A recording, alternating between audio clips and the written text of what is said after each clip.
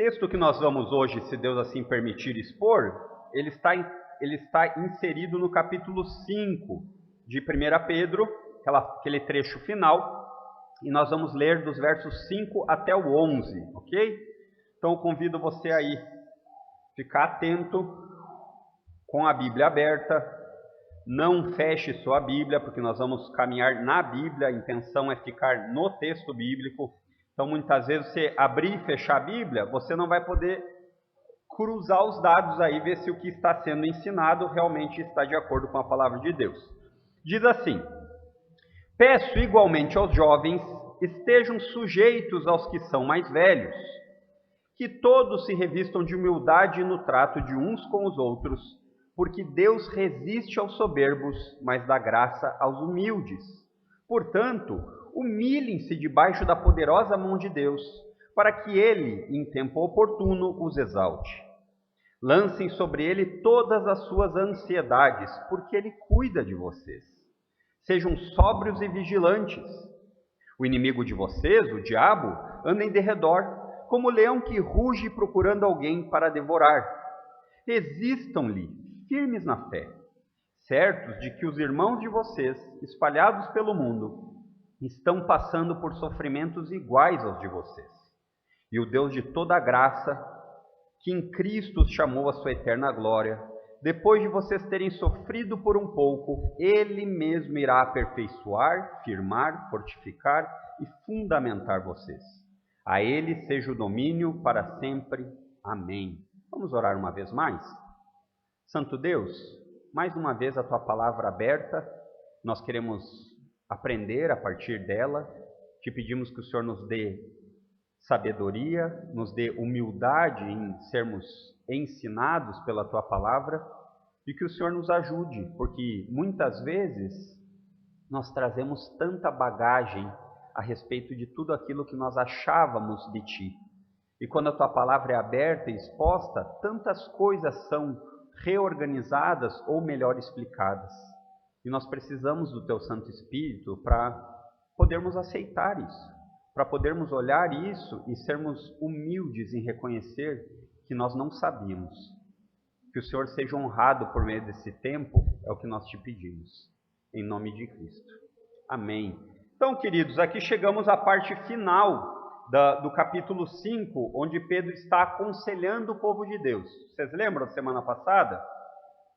Na semana passada a gente intitulou como Conselhos ao Povo de Deus, parte 1, Líderes, onde Pedro se dirige aos presbíteros.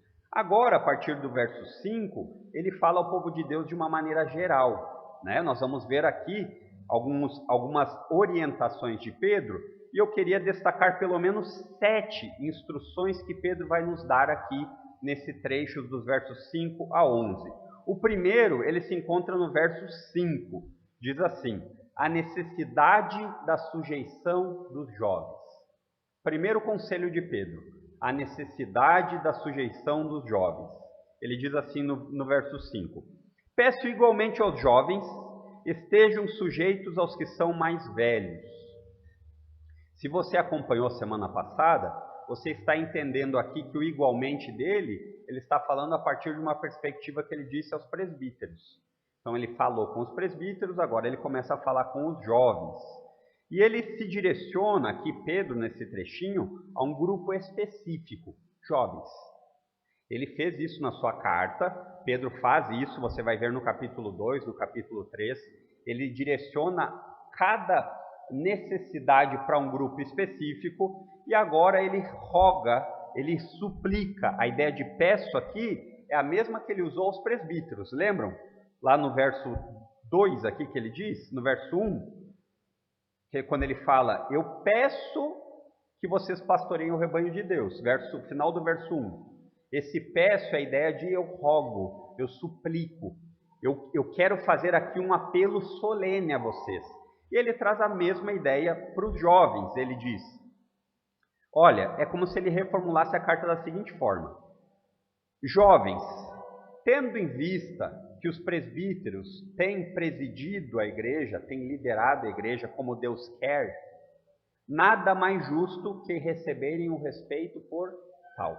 É isso que Pedro está dizendo aqui no verso 5. Ele está dizendo assim: peço igualmente aos jovens, estejam sujeitos aos mais velhos. E esse assunto de sujeição, submissão, ele se encaixa perfeitamente com a carta de Pedro. Pedro já falou que os cristãos devem ser submissos às autoridades, capítulo 2, verso 12, aos senhores, capítulo 2, verso 18. Ele já falou que as esposas devem ter uma atitude de sujeição, de submissão aos seus maridos, capítulo 3, verso 1. E agora ele se dirige aos jovens. E na cultura judaica, irmãos, e no Antigo Testamento como um todo, o valor, o conceito de valorização dos mais velhos, dos mais maduros, dos mais idosos, é algo que é bastante claro. Vocês devem lembrar que eu falei para vocês que a palavra presbítero, ela poderia ser traduzida por ancião. Por sua vez, a ideia traz de uma pessoa mais velha. Mas no contexto de Pedro, ele está falando de liderança. Isso não anula a ideia de um jovem que se submete a pessoas mais velhas, que ele tem um respeito, que ele tem uma característica diferente do que o mundo aí fora. Por quê? Porque ainda mais num período de dificuldade e sofrimento. Vocês devem lembrar que o pano de fundo da carta é o seguinte: perseguição iminente, morte aos cristãos e todos aqueles que não se submetem ao imperador. Então você imagina que num período desse, de dificuldade, cada um faz o que acha melhor. Quando o sapato aperta, você deixa de ter dieta. Quando o sapato aperta, você esquece o que deveria fazer e salve-se quem puder. Talvez seja exatamente esse pano de fundo que Pedro está aqui falando. E embora, irmãos, fique claro que o contexto dos jovens com a liderança deve ser esse, muito bem, os líderes estão dirigindo a igreja como Deus quer. Então os jovens, eles devem ser sujeitos à liderança porque eles são líderes bíblicos. Mas isso não quer dizer que nós não possamos expandir essa aplicação para os mais velhos. Jovens e pessoas mais velhas. E ao fazer isso aqui, Pedro, ele traz a memória de que todos os jovens, quem já foi jovem aqui sabe, que estão propensos a deixar o orgulho se sobressair. Os jovens normalmente acham frases do tipo assim: eu sei de tudo, eu já sei. Ah, eu não preciso, filho, faz dessa forma. Eu não preciso, eu já sei. Eu não preciso escutar ninguém, eu sei como que é melhor. Eu não preciso escutar meus pais. Ah, pai, que chato isso. Para que eu vou lhe escutar? Eu sei o que é melhor. Isso acontece com frequência. Então, claro que aqui nós estamos falando de Pedro com relação a pessoas que são bíblicos, líderes espirituais bíblicos. Mas isso não se resume no sentido de jovens e relacionamento com mais velhos apenas biblicamente. Isso é bem interessante. Por quê? Porque muitas vezes pessoas mais jovens, elas têm a tendência a desvalorizar os mais velhos, mesmo quando elas estão com a razão. O que eu quero dizer com isso?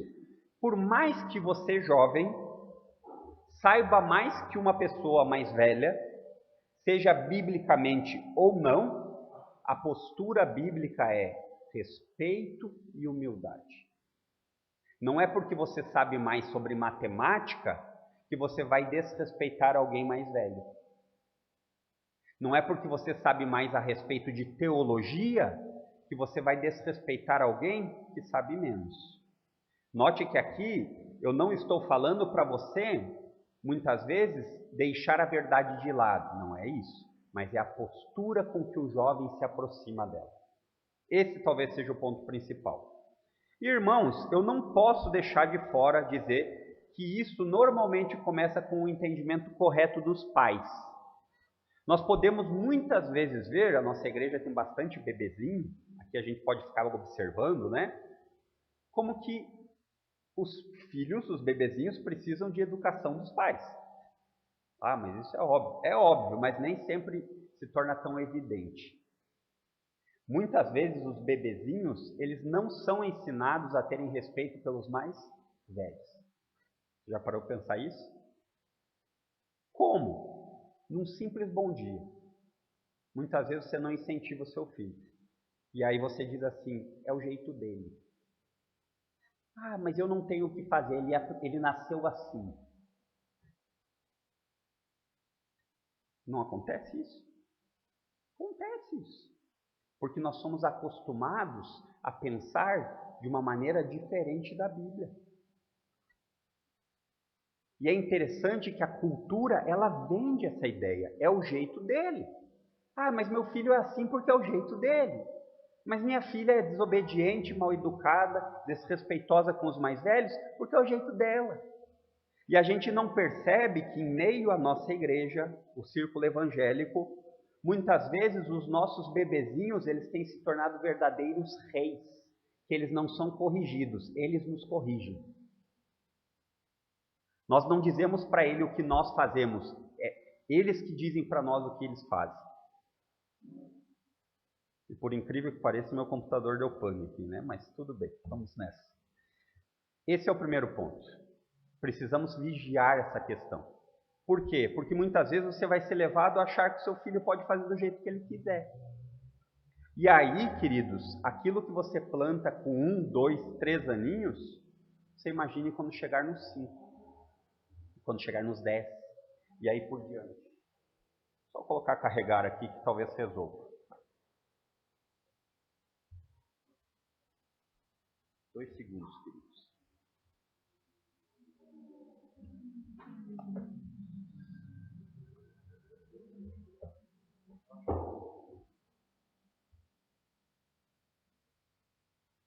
Isso.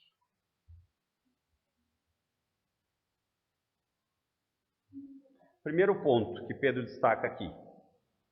Sujeição dos jovens aos mais velhos. Isso está em falta. Isso está em falta na igreja. Isso está em falta no mundo. Eu tenho visto, eu tenho ficado chocado como a cultura vende essa ideia de que os jovens não precisam ser ensinados e falar em respeito pelo mais velho, então, nem se fala, né? Isso não tem acontecido, você não percebe isso? Você não percebe isso quando você vai instruir uma pessoa mais jovem e ela fala assim, ah, isso eu já sei. Os pais, então, nem se fala, né? Os pais vão corrigir os filhos e os filhos sempre têm uma resposta. Por quê? Porque eles não estão sendo ensinados a serem sujeitos, submissos. Esse é o primeiro conselho que Pedro dá. O segundo conselho aqui que Pedro dá, nós vamos encontrar no verso 6. O verso 6 diz o seguinte, verso 5 parte B, perdão. Aqui me atrapalhei porque o computador desligou, acabei ficando, mas aqui já entrou de volta. Segundo conselho, a necessidade da humildade dentro da igreja. Vai ser a parte B do verso 5.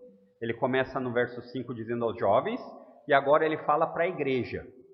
Que todos se revistam de humildade no trato de uns com os outros. Porque Deus resiste aos soberbos, mas dá graça aos humildes. Agora Pedro, ele volta a atenção, ele falou aos jovens. Agora ele volta a atenção para a igreja.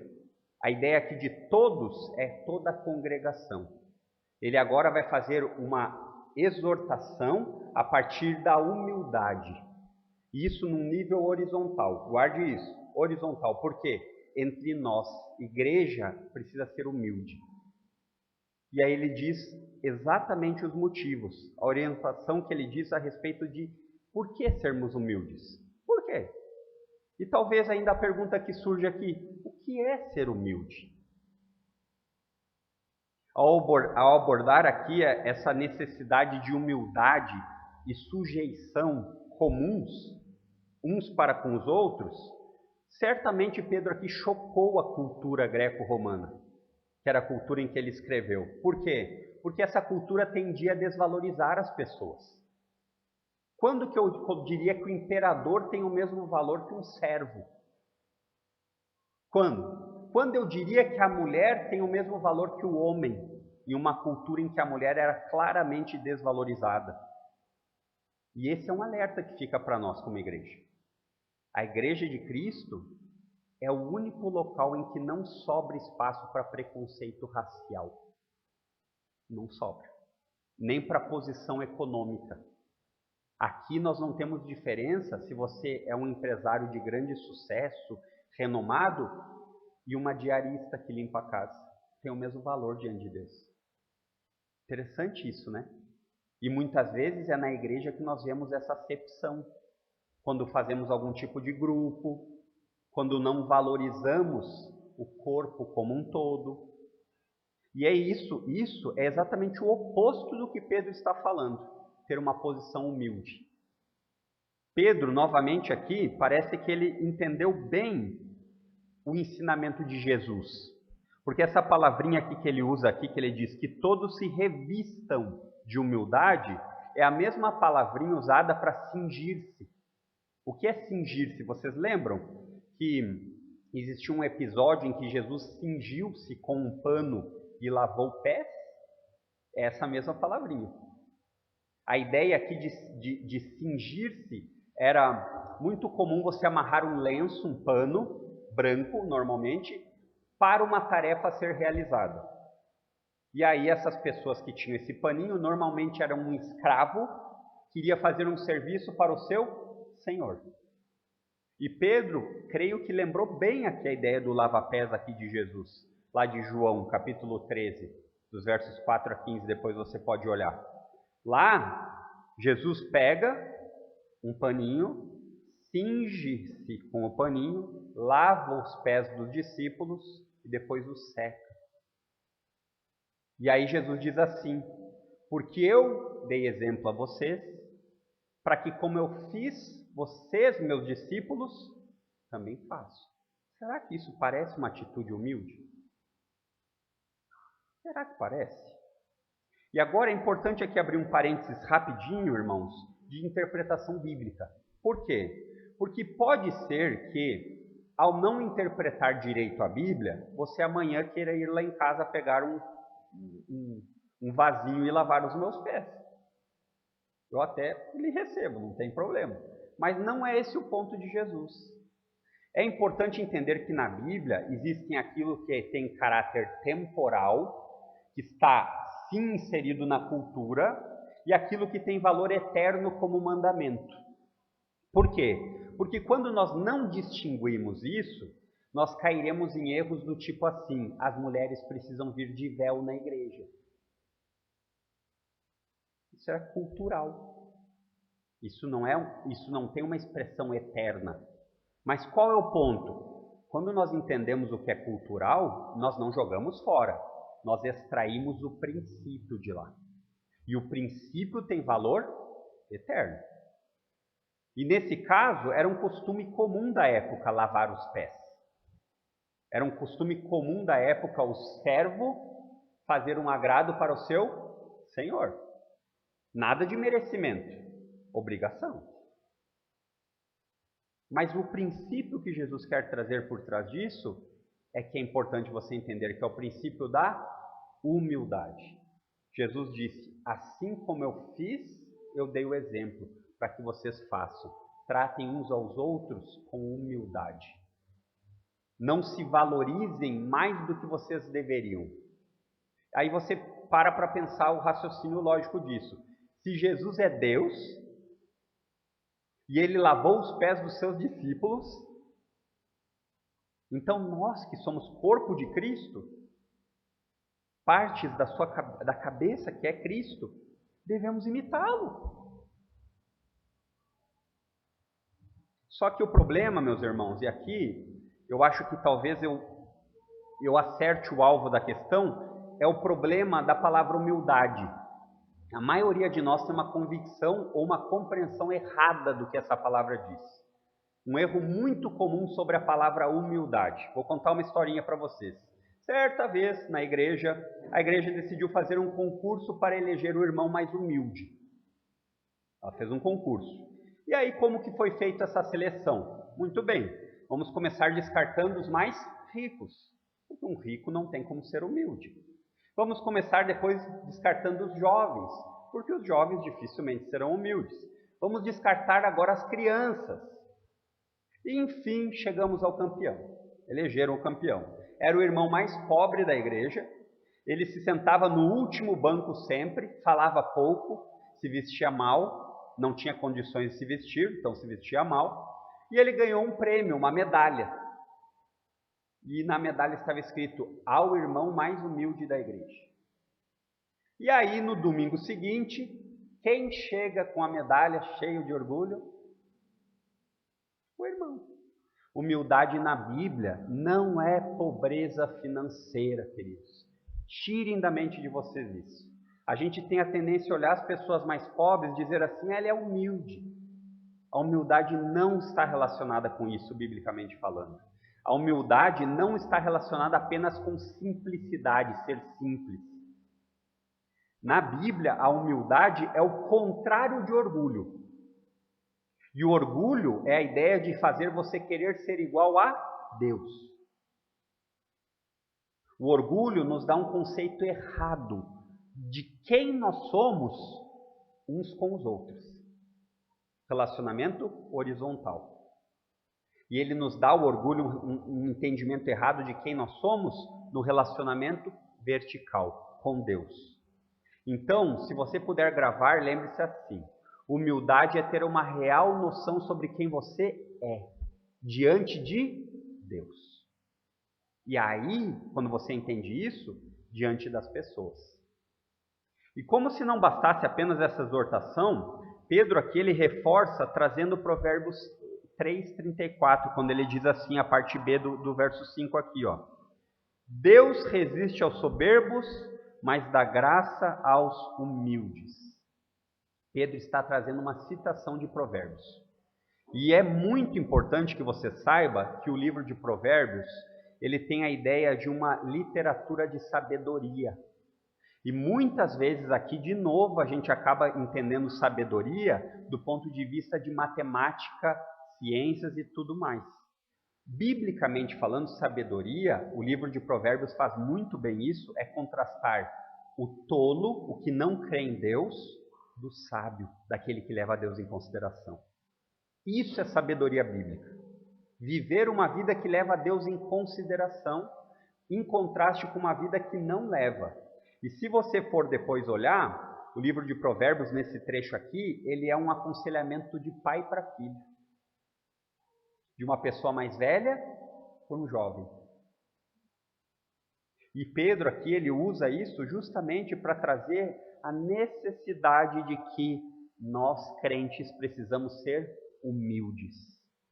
E essa palavrinha que ele diz aqui, usando Provérbios, Deus resiste, ele tira ela de um contexto militar, de uma resistência de guerra. É como se Deus não apenas não está favorável ao orgulhoso, mas ele faz oposição. Deus, ele olha o orgulho humano, a posição orgulhosa do ser humano, e ele faz uma dura guerra contra isso. Você imagina isso, agora você pensando nisso em guerra. Mas com aqueles que são humildes, ele demonstra favor.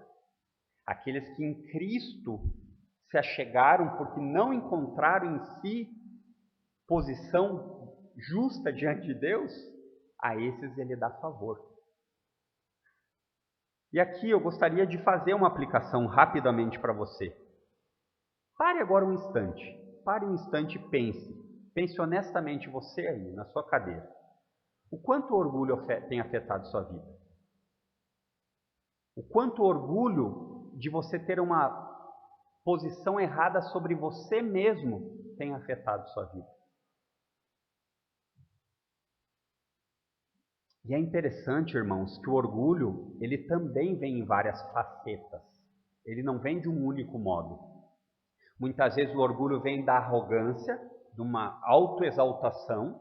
A pessoa acha que ela é Deus. Mas o orgulho também pode vir de uma autopiedade extrema, de um vitimismo que sempre está se achando coitadinho. E muitas vezes nós não percebemos isso.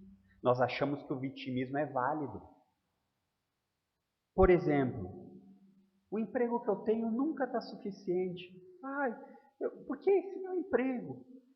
Então a pessoa fica murmurando, reclamando, ao invés de talvez se especializar. Você quer progredir na carreira?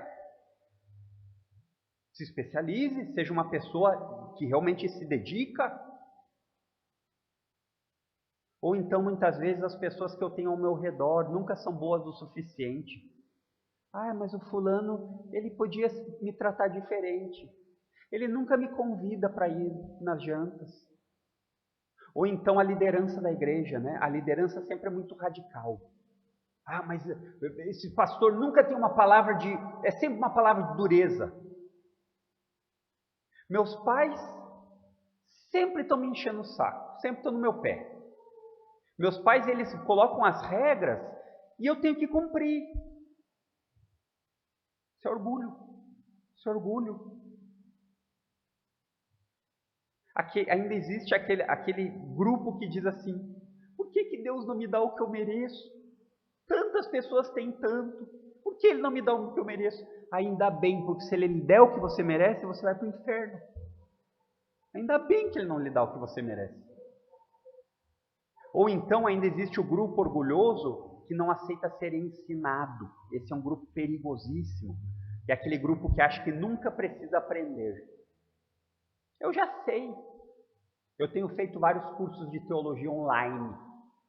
Eu nem igreja não precisava mais vir, porque eu já sei tudo que eu preciso. Eu tenho feito SEI online. A gente olha assim e diz: estranho. Acontece. Os desigrejados acham que a congregação não é necessária.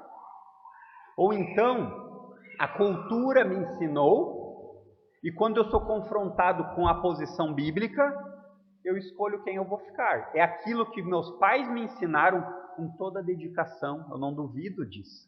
Mas isso não quer dizer que eles estivessem corretos. E ainda existe aquela transição de religião, onde na outra religião era tudo diferente. Aí você vem para o cristianismo, você diz: mas o cristianismo é muito exclusivista. Ele diz que só existe um caminho. Aí você fica tentando negociar, né? Pega um pouquinho da religião que você tinha, ou dos costumes. Isso é orgulho. O crente tem que se submeter à palavra de Deus. E deixa aqui eu dar mais uma dica. Irmãos, sempre tem aquelas pessoas que você vê que são pessoas bênção na vida. Existem líderes que são bênção, existem irmãos mais velhos que são bênção. Por que você, se você acha isso, você não se aproxima dessas pessoas? Estão entendendo? Se você sabe que tem uma pessoa que tem um filho que vai ser bênção para o seu filho, se encoste nele, seja inteligente, queira ele perto para influenciar o seu filho, ao invés do seu filho passar 3 horas jogando Minecraft, ou seja lá o que for. É interessante isso, porque muitas vezes nós reconhecemos que existem pessoas que edificam as nossas vidas, mas nós não nos esforçamos para estar com elas. Isso é surpreendente. Isso é surpreendente. Eu fico pensando, se você levasse isso para o nível profissional, você fosse, por exemplo, um engenheiro, um arquiteto, né? E aí viesse um arquiteto famoso próximo de você, que você admira. Você gostaria de estar perto dele para sugá-lo o máximo possível? É claro que sim. Porque entre nós crentes nós não somos assim. Porque nós não usufruímos daquelas pessoas que Deus tem nos colocado como bênção. Talvez porque essa pessoa que vai ser bênção, ela vai lhe tirar da zona de conforto? Pode ser. Talvez que essa pessoa que vai ser bênção, ela vai lhe dizer algumas verdades que você não está disposto a escutar?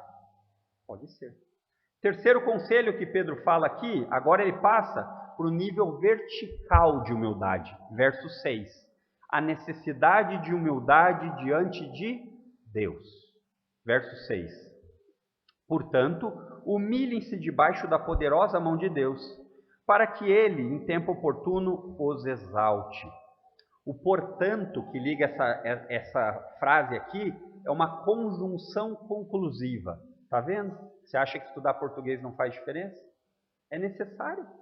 É necessário estudar português para entender. E isso quer dizer que essa é uma partícula que vai ser usada para unir as duas ideias, o que acabou de ser dito com o que ele vai dizer agora. Ele diz assim, a ideia é a seguinte: uma vez que vocês entenderam quem Deus é, que vocês entenderam a postura humilde que você deve ter, agora se lembre, Deus está no controle. Deus está no controle. Ele diz assim: humilhem-se debaixo da poderosa mão de Deus. A mão de Deus, aqui que Pedro usa, é uma linguagem antropomórfica. Existe na Bíblia. Você precisa aprender. Você precisa saber que a Bíblia tem figuras de linguagem. Isso quer dizer, não é que Deus tem uma mão, mas ele está usando a ideia da mão de Deus como a vontade onipotente pela qual Deus governa o cosmos, pela qual Deus demonstrou o seu governo na história. Ele conduz os eventos, ele conduz os acontecimentos por sua mão poderosa. Isso é bastante visível no Antigo Testamento. Depois você vai poder ir lá se você quiser. 2 Crônicas 30, 12, Esdras 8, 18, Jó 19, 21. Então Pedro aqui, o que ele está fazendo, provavelmente, é lembrando eles do ato poderoso de libertação de Deus do Egito. A mão forte de Deus, Êxodo 13, 16. Onde Deus libertou o povo de Deus do faraó e abriu o Mar Vermelho. E isso ele faz para demonstrar o quê? O poder de Deus. Esse Deus poderoso vigia a postura que você tem diante dele. Porque ele não é o seu compadre. Ele não é alguém que você dá um tapinha nas costas e trata como alguém na rua. Ele é rei. Ele merece reverência.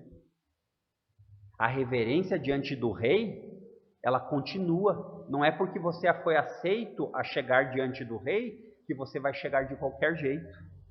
E isso faz exatamente eco com a ideia de submissão, começando lá nos jovens.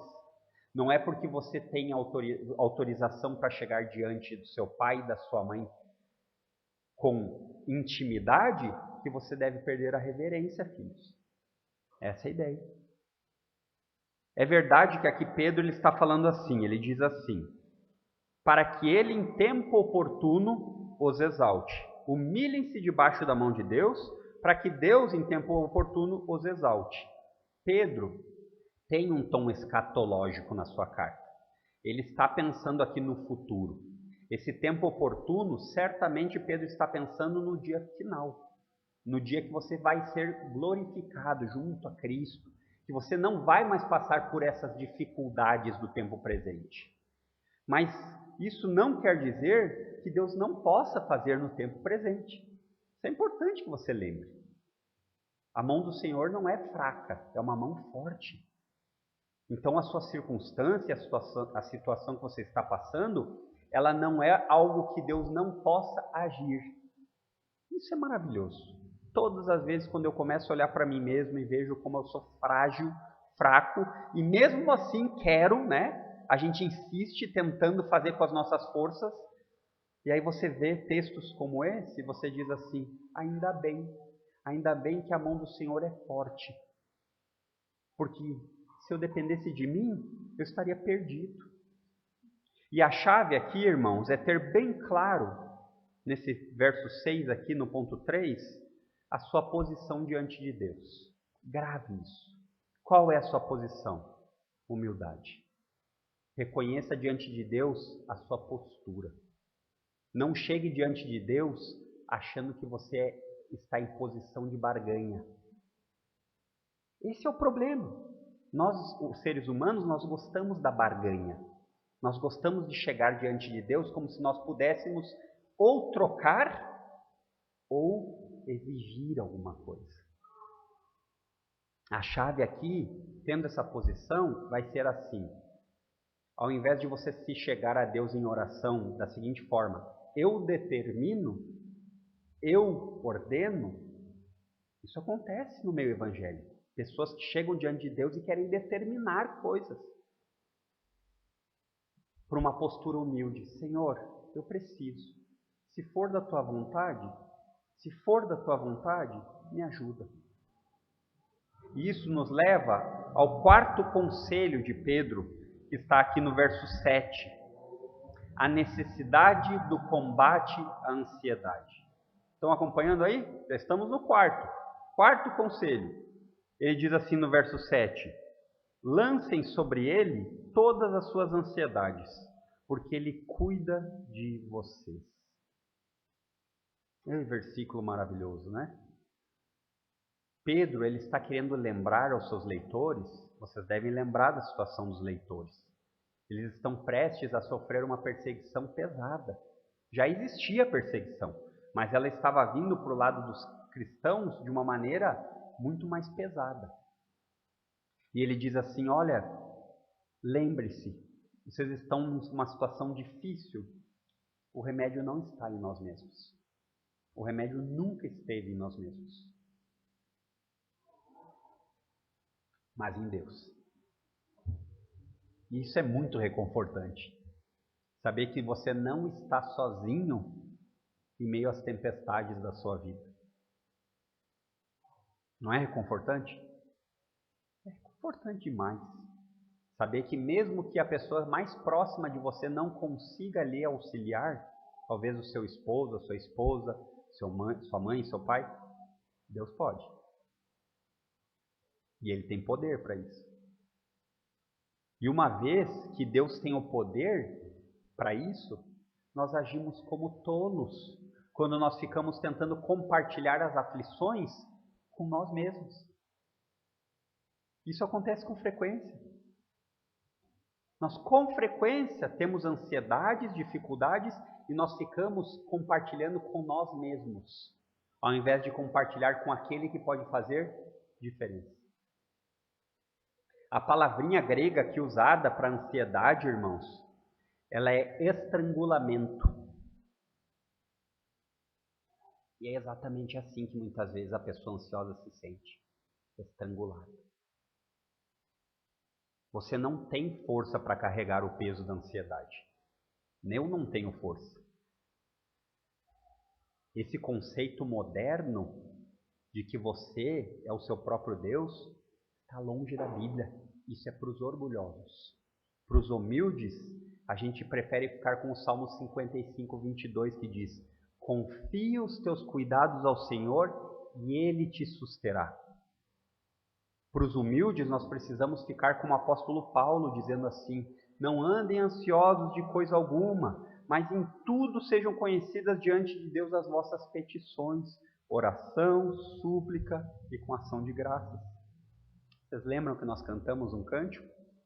Muitas ansiedades nossas, elas vêm porque nós não levamos a Jesus em oração.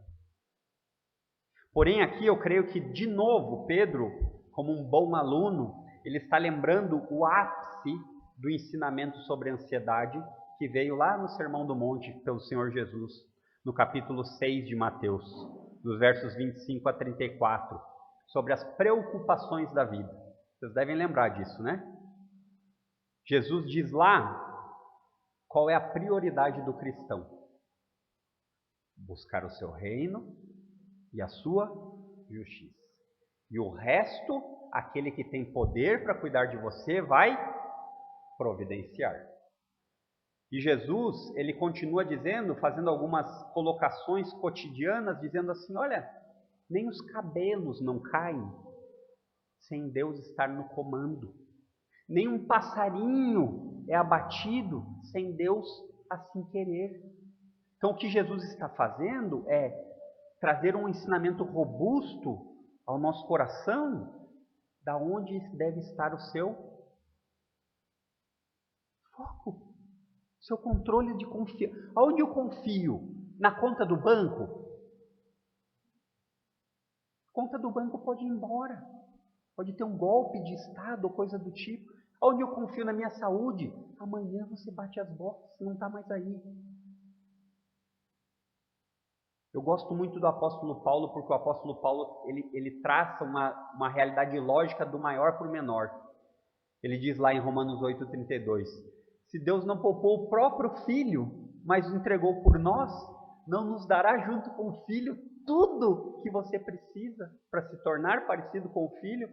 Tudo que você precisa não é um cheque em branco para você se satisfazer onde você quiser. É para ser parecido com o Filho. E Jesus disse que no fim das contas, nesse Sermão do Monte, a ansiedade é uma forma de incredulidade orgulhosa. Já parou para pensar nisso? Por que incredulidade orgulhosa? Porque você não confia naquele que você deveria, porque você continua querendo cuidar de si mesmo. Incredulidade orgulhosa. E por isso que Pedro faz questão de falar a respeito desse argumento de se humilhar debaixo da mão de Deus. Por isso que faz sentido. Você e eu, nós precisamos ter as ferramentas certas para esses momentos. Porque eles vão vir. Existem momentos que o coração fica apertado, que parece que estamos sozinhos, que Deus está em silêncio. Você nunca se sentiu assim? Que Deus lhe ajude a nunca precisar se sentir, porque Ele vem. Momentos em que parece que nós estamos numa prisão escura, presos, e não existe alívio, Isso acontece na vida dos crentes também. Mas essa não é uma verdade. Essa é uma das verdades que Satanás traz, dizendo que Deus não lhe escuta, que Deus não está presente, que Deus se ausentou. Isso nós vamos falar no próximo conselho de Pedro. Porém, você e eu, como crentes, nós temos ferramentas para esses momentos. E elas são meios de graça, favor que Deus dá. Palavra e oração. Bíblia e oração. Essa é a espada que você tem. A espada que você deve usar. Você não precisa de rituais. Você precisa da palavra de Deus. Um livro que me ajudou demais, irmãos, a perceber isso, sobre o perigo da incredulidade orgulhosa, chama-se Graça Futura, de John Piper, onde ele dedica um capítulo inteiro a falar de ansiedade e como combatê-la. E eu gostaria de compartilhar algumas dessas promessas, que são o meio pelo qual Deus deu para ele compartilhou comigo, foram úteis, continuam sendo, e eu espero que sejam úteis também na vida de vocês. Por quê? Porque Deus é um Deus confiável. E se Ele é confiável para mim, eu posso dizer para vocês que Ele será para vocês também. Quando você está preocupado com novos desafios, Isaías 41:10, não temas porque eu sou contigo, não te assombres porque eu sou teu Deus, eu te fortaleço e te ajudo com a minha mão direita poderosa. Muitas vezes você se sente fraco para realizar tarefas, trabalhos. Aí você lembra de 2 Coríntios 2:19, porque a minha graça te basta e o meu poder se aperfeiçoa na fraqueza. Quando você se humilha, eu lhe dou favor. Quando você reconhece que precisa de mim, pode ter certeza que eu lhe estenderei a mão. Quando você precisa pensar em coisas do futuro, ficar preocupado com o futuro, aí você lembra do Salmo 32:8. Instruir-te-ei e te ensinarei o caminho que deves seguir, e sob as minhas vistas te darei conselho. Quando você tem alguma adversidade ou dificuldade que você teme, lembre-se do apóstolo Paulo. Se Deus é por nós, quem será contra nós? Romanos 8:31. Quando você se preocupa com o bem-estar daqueles que você ama, você não sabe o que vai acontecer amanhã com eles.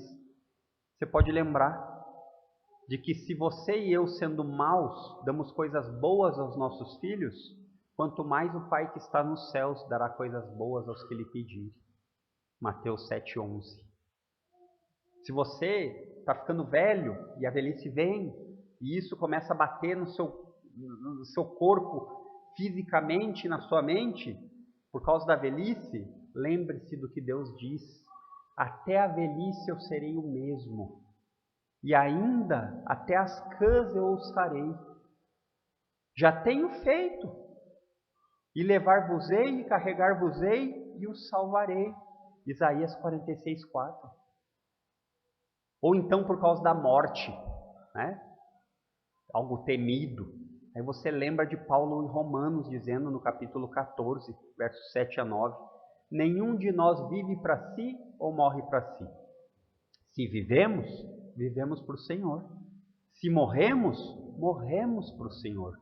Quer vivamos ou morramos, somos do Senhor. Foi para esse fim que Cristo morreu e ressuscitou, para ser Senhor de vivos e de mortos. Ou então, quando você balança na fé e você se preocupa com o naufrágio da sua fé, você lembra de Filipenses 1:6. Aquele que começou a boa obra em mim é fiel para cumprir.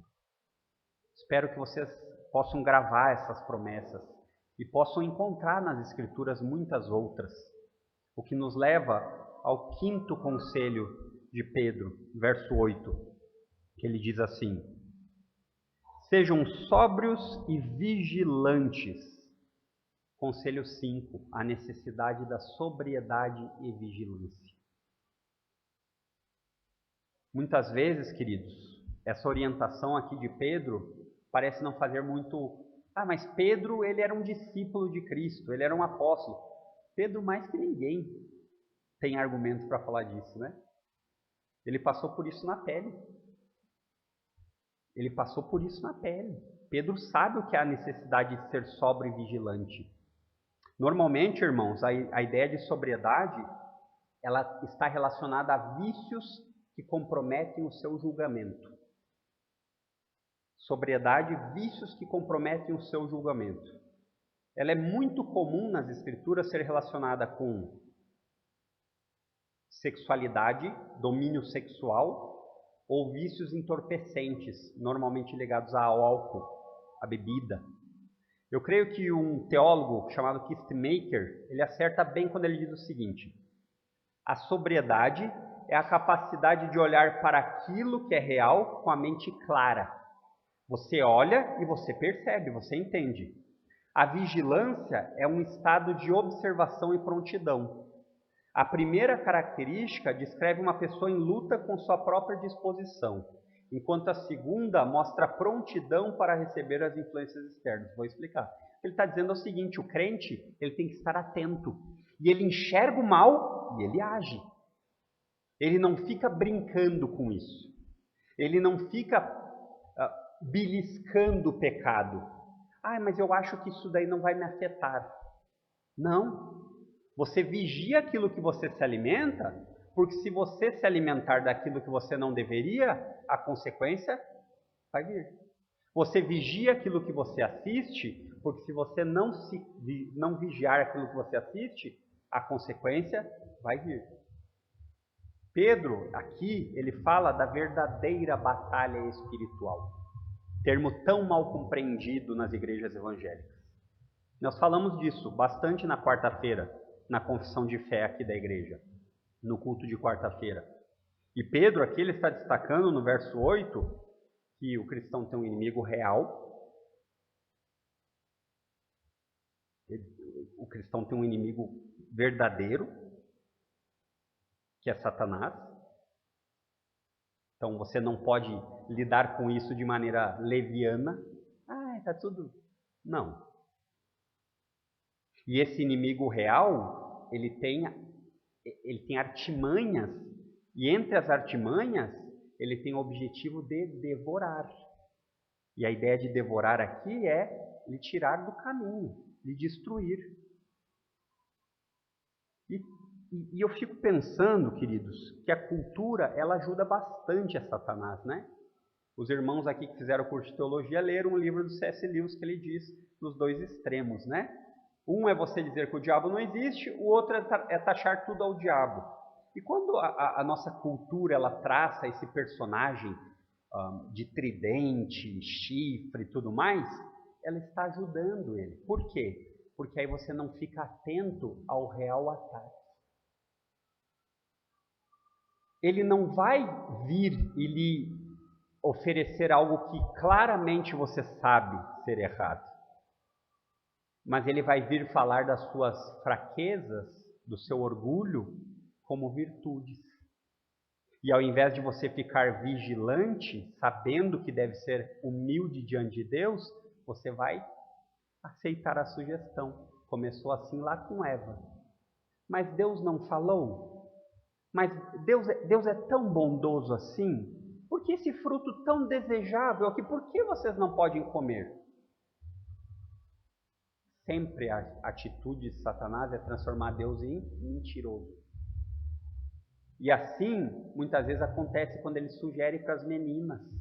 E ele diz assim: vocês não são bonitas o suficiente. Façam todos os tipos de operações cirúrgicas necessárias, porque a beleza que vocês têm não é suficiente. E elas compram a ideia, elas dizem: é verdade, o meu cabelo não é tão bonito. É verdade, eu não tenho o corpo que eu gostaria.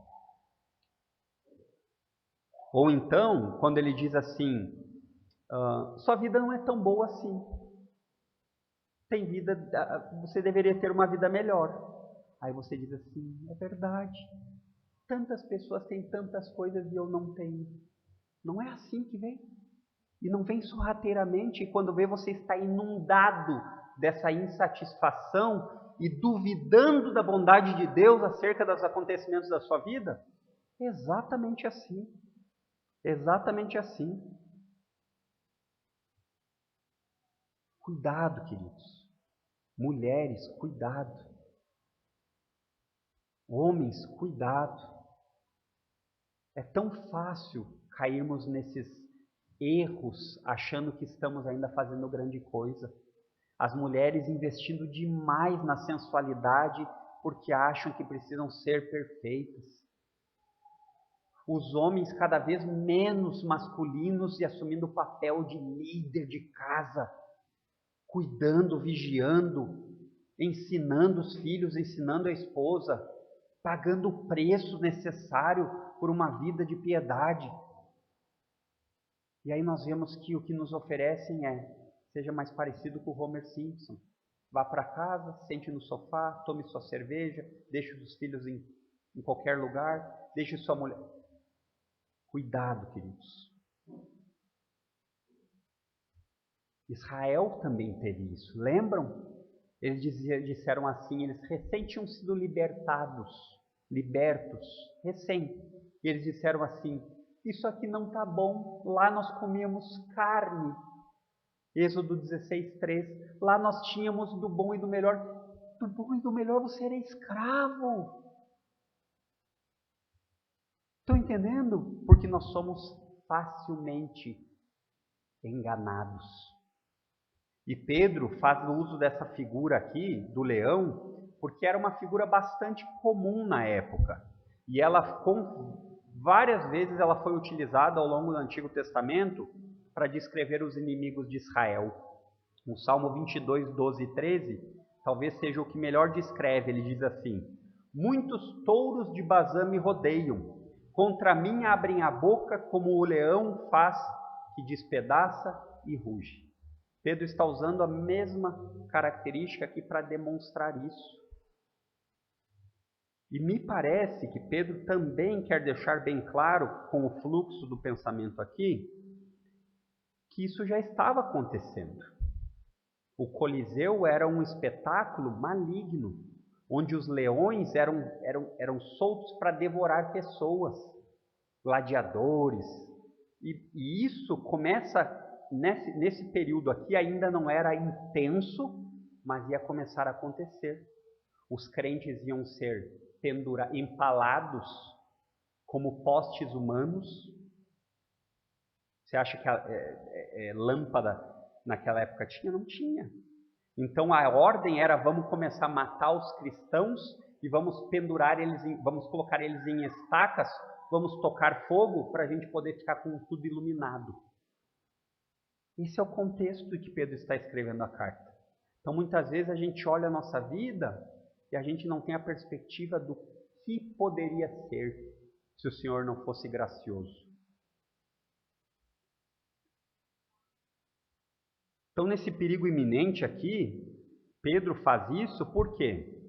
Porque eu creio que no momento de dor, de sofrimento, de angústia, nós escutamos qualquer coisa. Todas as vezes que o sentimento prevalece, a boa teologia desaparece. Todas as vezes. Então, Pedro diz isso para dizer assim, fiquem firmes no que vocês aprenderam.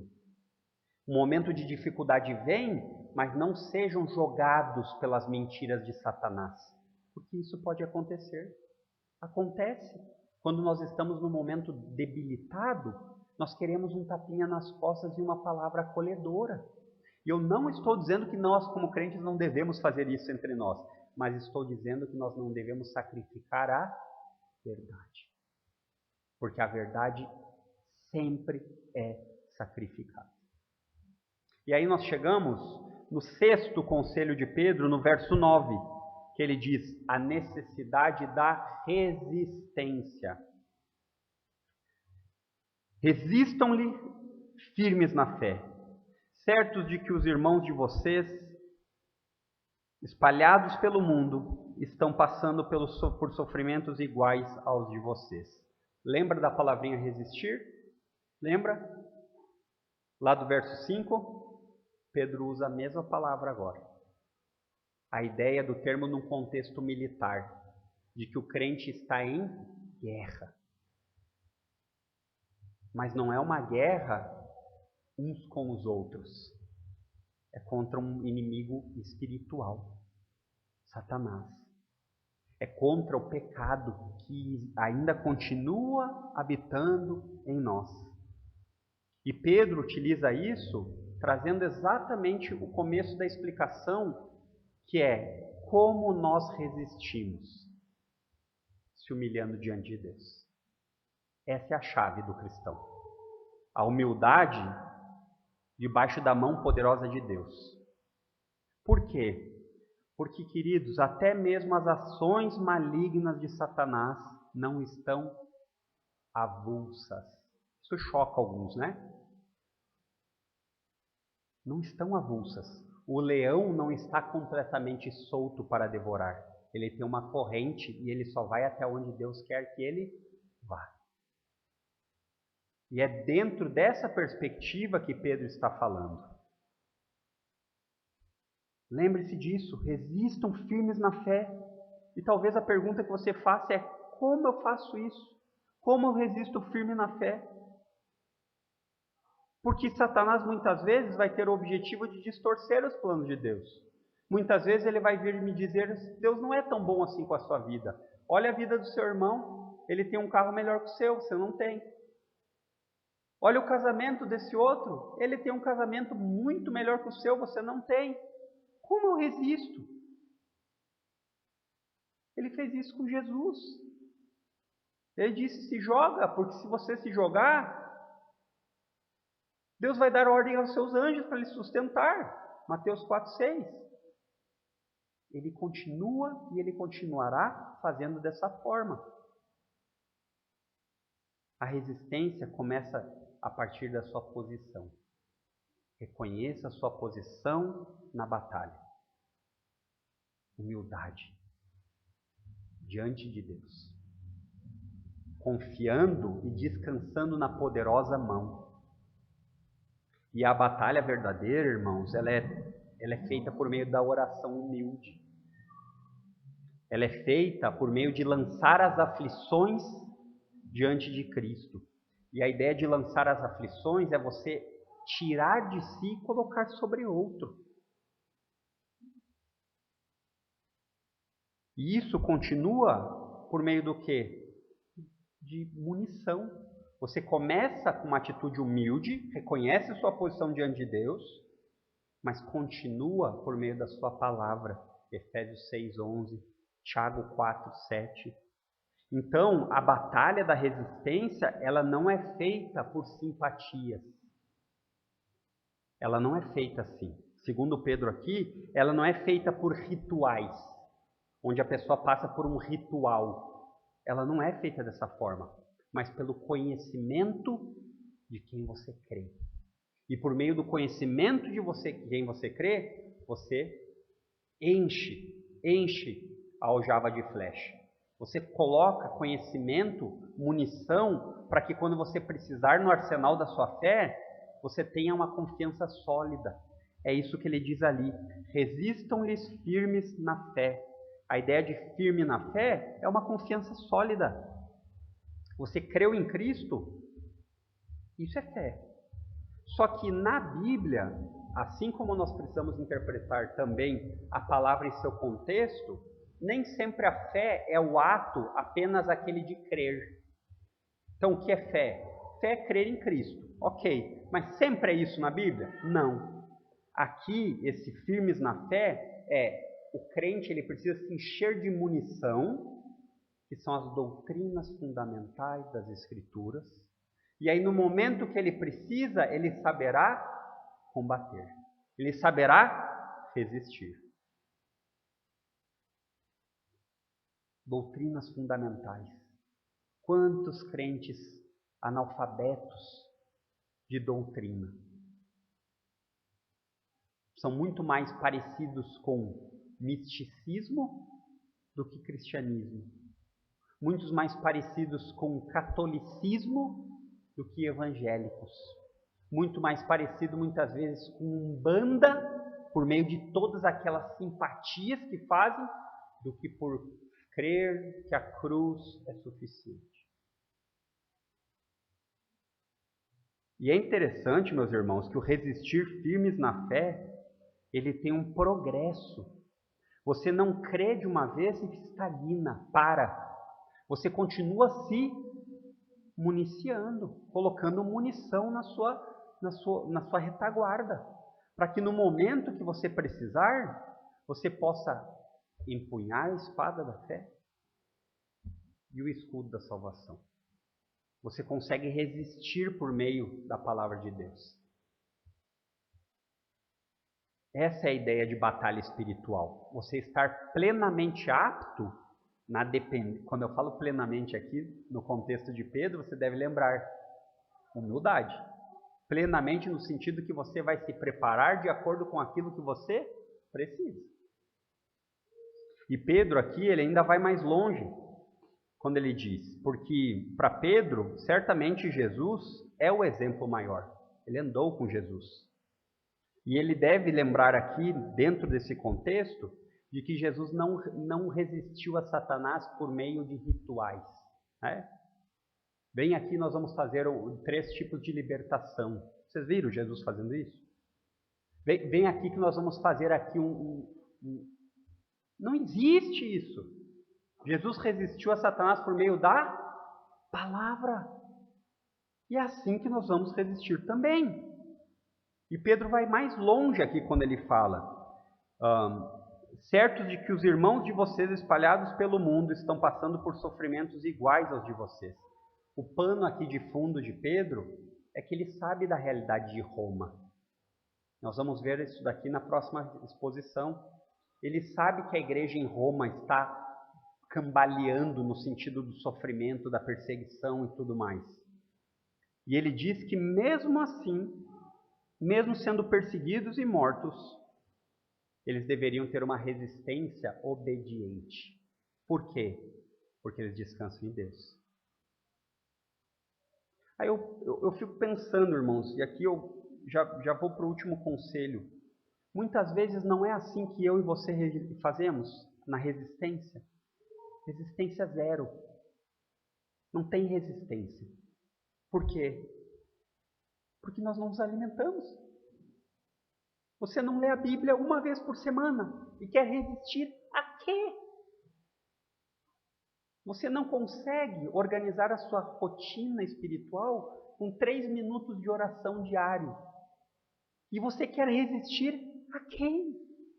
Você não precisa nem fazer isso. Satanás não precisa nem fazer esforço, porque você já está fazendo o trabalho para ele. Não é assim que nós nos pegamos muitas vezes? É necessário vigiar. É um conselho, Pedro disse aqui, vigiem e fiquem sóbrios. Sejam sóbrios. Não brinquem com isso, porque esse assunto não é um assunto de criancinhas. É um assunto do mais alto Importância, da mais alta importância. Deus deu aqui a igreja. Nós negligenciamos a igreja? Negligenciamos. Opa! Deus deu a palavra. Você tem a Bíblia? Tenho. Você tem mais de uma tradução? Tenho. Você consegue ter? Estão entendendo que o negócio é complicadíssimo no sentido de que nós realmente não resistimos? Nós não temos desculpa, irmãos. Nós não temos desculpa. Mas eu não tenho tempo. Você sempre tem tempo para aquilo que você valoriza.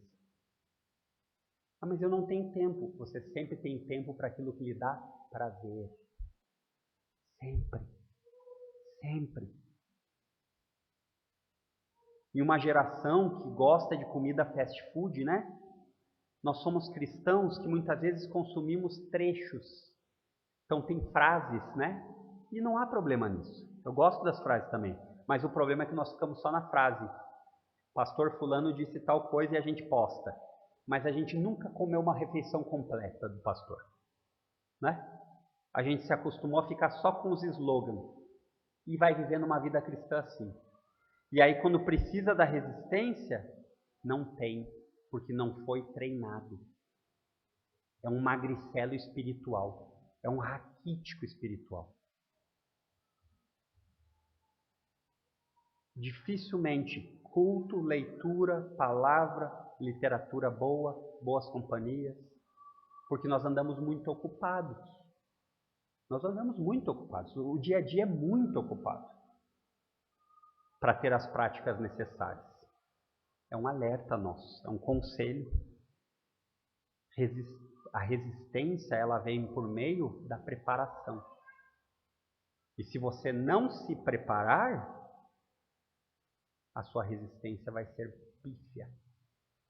E aqui nós chegamos no último conselho de Pedro, no verso 10. A necessidade da confiança em Deus. E o Deus de toda graça, que em Cristo os chamou à sua eterna glória, depois de vocês terem sofrido por um pouco, Ele mesmo irá aperfeiçoar, firmar, fortificar e fundamentar vocês. A Ele seja o domínio para sempre. Amém. Lembram qual é a dinâmica da carta de Pedro? Se alguém lembrar da dinâmica da carta de Pedro, quando o pastor vier, vão ganhar um livro. Pastor Fernando, né? Depois do sofrimento sempre vem a glória. É assim que a vida cristã tem a perspectiva na carta de Pedro. Depois da dificuldade, depois do sofrimento aparente, por breve tempo, se necessário, a glória. Pedro faz questão de dizer para aqueles crentes sofredores: o mesmo Deus que criou os céus, que criou a terra, o Deus que é eterno, esse mesmo Deus, Ele está derramando graça na vida de vocês, os cuidando, os guardando, os dando mantimento. E mesmo que vocês não enxerguem isso com os olhos físicos, porque às vezes a situação ofusca a sua visão, às vezes você não consegue enxergar claramente, Pedro está dizendo assim a eles: não enxerguem com os olhos apenas humanos, enxerguem com os olhos da palavra de Deus. Olhe para as promessas, vá mais adiante. Não fique perturbado com esses 20, 30, 40 anos presentes. Lembre-se do que Deus prometeu.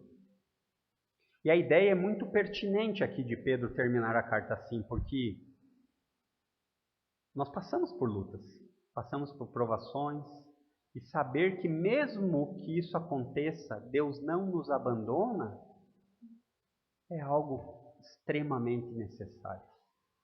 Que o próprio Deus, conforme o texto diz aqui, irá aperfeiçoar, firmar, fortificar e fundamentar você. Ele vai terminar a obra que ele começou. Ele vai terminar a obra que ele começou. E isso é maravilhoso aos meus ouvidos. Isso é maravilhoso aos meus ouvidos, saber que o Senhor, Ele usa da sua graça para minha perseverança. Apesar de mim, Ele continua me levando. Ele continua conduzindo para o seu objetivo.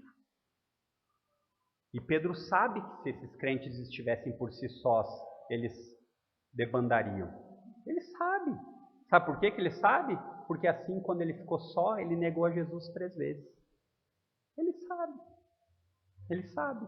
Mas ele sabe que quando o Senhor, com a sua mão poderosa, o resgatou, ele o levou até o fim da jornada. Ele sabe. Então, irmãos, se esforcem com as ferramentas que Deus lhe dá. Se esforce. Você tem livros à vontade, você tem boa literatura, você tem a Bíblia traduzida na sua linguagem, na versão que você se sentir mais confortável. Já pensou isso? Você tem. Mas lembre-se que no final das contas, você nunca está sozinho. Isso é bom de escutar, né? Saber que você não está sozinho. Que apesar do momento talvez ser difícil, o Senhor disse aqui, como Ele disse para Pedro, que Ele é aquele que vai fundamentar, firmar, fortificar. É interessante essa palavra aqui, aperfeiçoar, que ela foi usada lá em Marcos 1,19, na ideia de redes rasgadas. Então a rede rasga, e aí você vai lá e remenda, aperfeiçoa ela. A ideia aqui que Pedro usa é exatamente essa, que Deus está em constante aperfeiçoar da sua vida, com o objetivo que Ele quer. E para terminar, irmãos, eu gostaria de perguntar para você se você já escutou isso. Se você já escutou isso e como você pensou a respeito. Deus escreve certo por linhas tortas. Já escutou, né? E quem nunca concordou, né? Quem nunca? Só que essa é mais uma mentira de Satanás.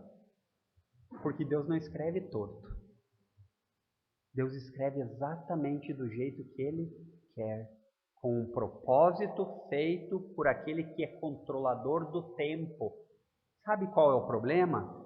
O problema é que eu e você medimos o tempo da nossa perspectiva humana. E isso acaba muitas vezes colocando Deus no banco dos réus. A gente quer que Ele faça do nosso jeito. E Pedro está dizendo a um povo sofrido, Deus não vai fazer do jeito que vocês querem. Mas confie que Ele vai guardar você até o fim.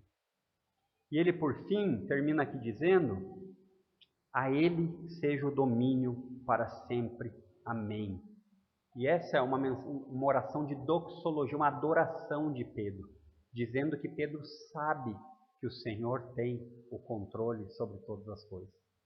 E nesses conselhos, nesses 7 conselhos que Pedro dá ao povo de Deus, a maioria deles nós já sabemos, nós já escutamos alguns deles. O problema é que muitas vezes nós não os praticamos. Nós somos ótimos ouvintes, mas péssimos em fazer. Por quê? Porque nós aceitamos a sugestão de Satanás. Não precisa ser bem assim. Fique tranquilo, tem gente bem pior que você nessa caminhada. Não é assim? Não faça esforço para participar do culto público. Porque Deus sabe seu coração. Ele sabe que se você pudesse, você estaria aqui. Sério que você acredita nisso que você conta para você mesmo? Sério, eu não acredito mais em mim. Quando eu tento essas coisas para mim mesmo, eu já sei aonde eu estou querendo ir. Um caminho de orgulho e não de humildade. Então, meus irmãos, segundo o que o apóstolo Pedro aqui nos falou nessa carta, terminando, ele fala assim, o sofrimento nem sempre está desconectado do propósito de Deus. Já pensou nisso? Que muitas vezes o seu sofrimento faz parte porque Deus quer lhe provar, refinar, edificar e manter perto. Já pensou nisso? É muitas vezes assim. E pode ter certeza que todas as vezes que Deus precisar lhe quebrar para lhe trazer mais para perto dele, ou lhe dar prosperidade financeira sem fim para se afastar dele, Não tenha dúvida do que Deus vai escolher. Não tem. Se prepare para ser quebrado. A Ele seja o domínio para todos sempre. Amém? Vamos ter uma palavra de oração? Santo Deus, nem sempre os conselhos que vêm por meio da Tua palavra são fáceis de serem digeridos. Porque tantas vezes nosso coração é rebelde, orgulhoso, e nós precisamos de Ti, desesperadamente. Ajuda-nos a ter uma compreensão correta de nossas vidas, de quem Tu és. Não nos deixa acharmos que somos capazes de barganhar algo contigo. Seja honrado, Senhor, por meio das nossas vidas. Nos perdoa de todos os nossos pecados e de todas as vezes em que vivemos sem Te levar em consideração.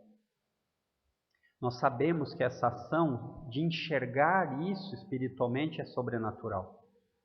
Porque tantas pessoas consideram isso tolice.